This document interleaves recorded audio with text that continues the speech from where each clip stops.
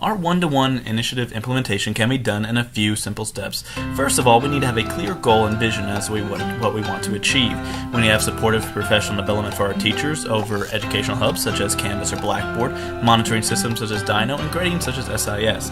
Acceptable use contracts and media contracts for the parents and students, insurance over the laptops, and maintenance for those things, and then have student boot camps that suggest and go over the apps and the programs that we need to use and the students use on a daily basis. We also need to change the way we think, going from a teacher-driven pedagogy where we're focused on lecture to a student-driven, where we're looking at 21st century skills.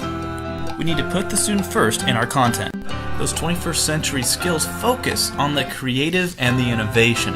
We're looking at things that weren't so much emphasized before, and now they are, which is why we're having to go through this one-to-one initiative. And we need to focus on these in conjunction with specific standards and skills.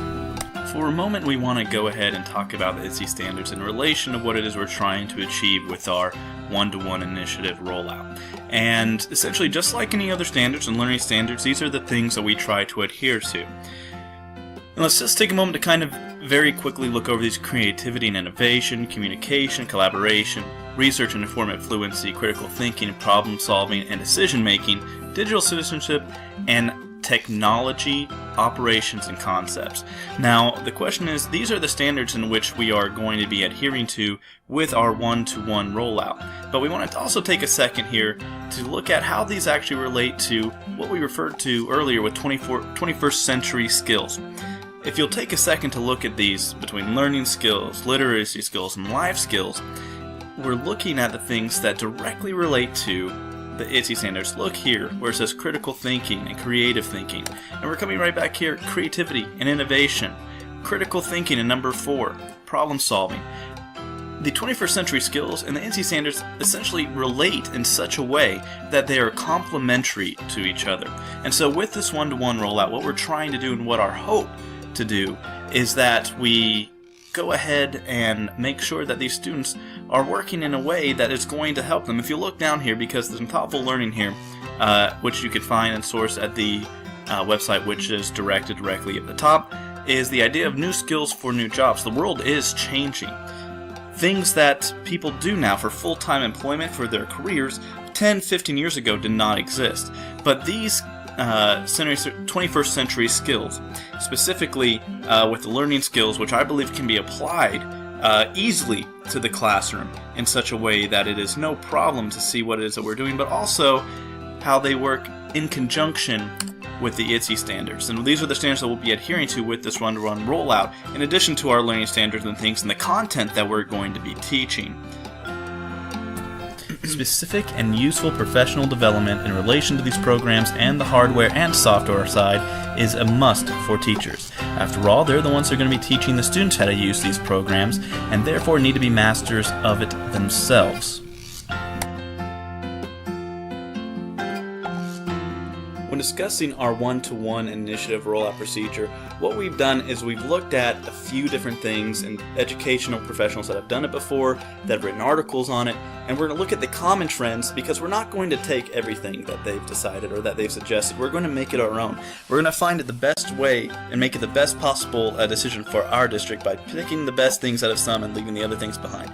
But there's a few things and common trends in these articles I want to point out that I want us to look at to examine very, very quickly. Community engagement. Obviously, we need to, as part of the boot camps, we need to have these parents there as well to discuss those things. But there's two here that I want us to look at specifically. One is logistical support. We need to emphasize the fact that we need a technician in the building or buildings that is there on a daily basis. Hopefully full-time, but part-time if we have budgetary constraints. This person can take care of those issues, whether it's hardware or software, in real time, get the devices back to the students as soon as possible, and get those students back into the classroom. And now what I want to talk about is professional development. A lot of times we give devices and technologies to teachers and tell them to do stuff with them to increase 21st century skills, and they have no idea what to do. We need to have professional development and well-planned times and days, notice the plural, days in which the teachers are trained, because then those teachers are going to take that training and teach the students how to use them, because these students will be using them on a daily basis. Another great article, this particular one, 5 Steps for Implementing a Successful One-to-One Environment. Once again, just like we have, define your goals, or in our case, a specific unified vision. Define the role of the device in the classroom. Model how to harness the device's power. Specifically, once again, we can't do that if we don't have good PD for teachers. Put it away when appropriate. A lot of times we do not need to beat the kids to death with technology. Sometimes we need to go in a more traditional way, but we need to decide as educational professionals when it is appropriate to do so. Teach and model support information literacy. Once again, we're just looking at those 21st century skills, which brings us right back to our ITSE standards. And then what we're going to be looking at here, a couple more suggestions that we're actually going to be implementing as well in this particular article, which is very short, very to the point and excellent, is envision. Once again, know what it is, have that idea, communicate. But one that this one also suggests is those student boot camps. Those are infinitely important. And then also care and maintenance is what we need to look at in addition to all of those things. The hardware will break down. Accidents happen. We need to be prepared for that as well. We need to have acceptable use agreements, also parental consent, media consent from the parents in relation to the students. In all of these policies, it has to be in plain English what the students can and cannot do. We also need to have insurance over the laptops, and essentially an overarching idea of the students being responsible for their use. Maintenance is going to be a huge part of our rollout. We have to have someone to deal with the breaks, scrapes, and crashes, also computer updates, and the general wear and tear of the actual devices. The suggestion is as a full-time or part-time technician on site that can deal with these things, including content and cybersecurity. For specifications for the hardware, I suggest the LifeBook T series because it is a laptop and tablet, which means it's durable and has word processing and will not have flash issues like common tablets. As far as software applications, Canvas will be used for the Educational Hub, where students can receive and turn in assignments. They can use Google Drive for online storage and collaboration. Obviously, Word Office and Excel for word processing, and then finally Photoshop, Movie Maker, and PowerPoint for presentations, collaboration, and innovation.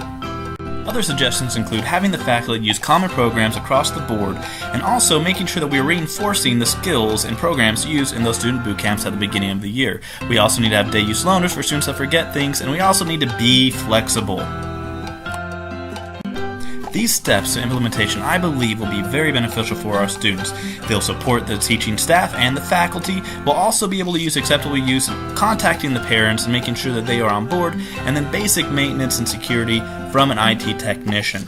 All of these will be having and supported by the student boot camps we'll have at the beginning of the year to support these programs and the hardware. This program will enhance student learning by using and enforcing those 21st century skills that are so important to education today. Thank you for your time, and have a very good day.